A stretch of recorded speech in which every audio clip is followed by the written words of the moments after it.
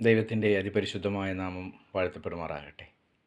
യേശു കർത്താവ് പറഞ്ഞ ഒരു ഉപമയെക്കുറിച്ച് നമുക്കിന്ന് സംസാരിക്കാം.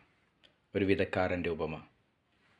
അത് 3 സുവിശേഷങ്ങളിലായിട്ട് രേഖപ്പെടുത്തി വച്ചിട്ടുണ്ട്.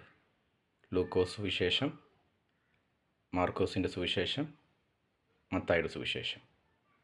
അതിൽ ലൂക്കോസിൻ്റെ സുവിശേഷത്തിലെ ഒരു 100% വിളവ് കിട്ടിയതിനെക്കുറിച്ച്, ഒരു ഫലം കിട്ടിയതിനെക്കുറിച്ച് അത് പറയുമ്പോൾ, മാർക്കോസിൻ്റെ സുവിശേഷത്തിൽ അത് 30, 60, 100 മേനിയായിട്ട് ഒരു ഫലം കിട്ടിയതായിട്ട് പറയുന്നുണ്ട്. മത്തായിയുടെ സുവിശേഷത്തിലേക്ക് വരുമ്പോൾ അത് 100, 60, 30 മേനിയായിട്ടാണ് ഫലം കൊടുത്തിരിക്കുന്നത്. ഇവിടെ പറയുന്ന കാര്യം എന്താ?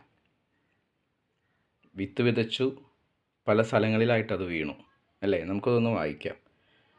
ലൂക്കോസിൻ്റെ സുവിശേഷത്തിൽ ആ വാക്യം ഒന്ന് വായിക്കാം. വിതയ്ക്കുമ്പോൾ ചിലത് വഴിയരികെ വീണിട്ട് ചവിട്ടിപ്പോവുകയും ആകാശത്തിലെ പറവജാതി അതിനെ തിന്നുകളയുകയും ചെയ്തു. മറ്റു ചിലത് പാറമേൽ വീണ് മുളച്ച് നനവില്ലായകയാൽ ഉണങ്ങിപ്പോയി.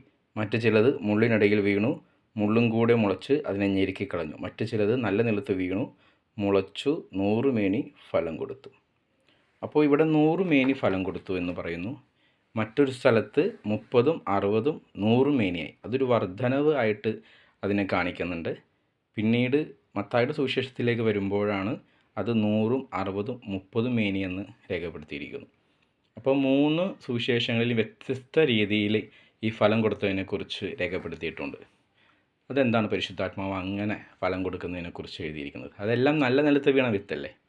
നല്ല നിലത്ത് വീണ വിത്തിനെ 3 തരത്തിലേക്ക് അതിൻ്റെ ഫലങ്ങളെ പരിശുദ്ധാത്മാവ് 3 സുവിശേഷങ്ങളിലായിട്ട് രേഖപ്പെടുത്തിയിരിക്കുക. നമുക്കൊന്ന് നോക്കാം. ആ ഒരു ലൂക്കോസിൻ്റെ സുവിശേഷത്തിൽ 100 മേനി ഫലം കൊടുത്തു എന്ന് പറയുമ്പോൾ, കർത്താവിനെ അറിഞ്ഞ സമയം മുതൽ കർത്താവിനെ അത്രത്തോളം സ്നേഹിക്കുന്ന, അല്ലേ, ഇതുവരെയും